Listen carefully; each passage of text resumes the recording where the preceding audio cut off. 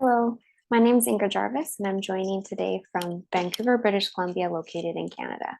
And this research poster is entitled The Influence of Different Vegetation Types and Paved Surfaces on Early Childhood Development, a population-based birth cohort study.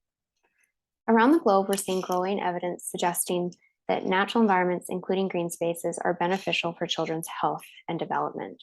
However, despite this growth, we still don't have a clear understanding of the effect of different types of vegetation. This study aims to address this gap by assessing whether associations between early childhood development and residential exposure to vegetation differ according to vegetation type, specifically tree cover versus grass cover, as well as paved surfaces.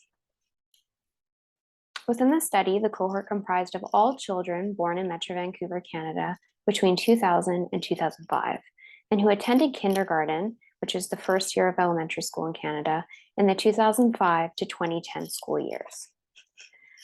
We assessed early childhood development via kindergarten teacher ratings on the Early Development Instrument, or EDI.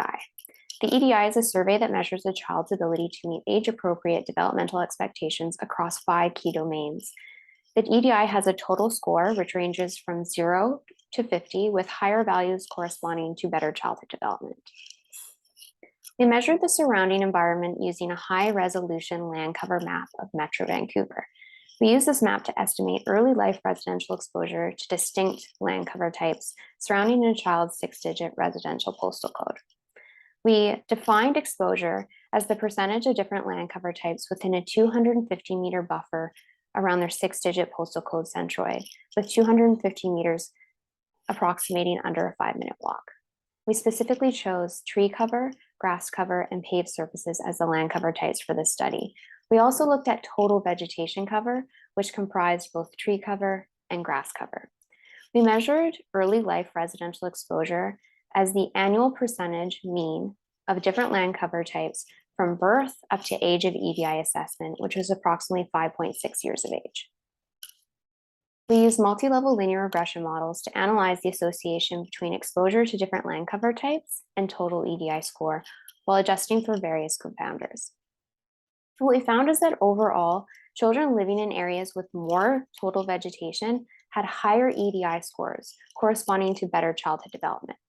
When looking at specific types of vegetation, we found that tree cover was more strongly associated with total EDI score than grass cover. And finally, that children who lived in areas with more paved surfaces or impervious surface cover had lower EDI scores corresponding to poor childhood development. We found that the findings were consistent across different measures of the outcome, as well as different measures of the exposure, and we found no evidence of moderation based on a child's sex or their socioeconomic status. These findings indicate that residential exposure to vegetation is associated with improved childhood development, while paved surfaces are associated with impaired childhood development. Because we found differences between tree cover and grass cover, this indicates that type of vegetation should be considered in the assessment of the associations between green spaces and children's health and development. These findings are important as they support various greening initiatives within our cities and can inform urban planning of how we can improve and promote childhood health. The study was funded by the Canadian Institute of Health Research, and all data was accessed through Population Data BC, and we received ethics approval from the University of British Columbia.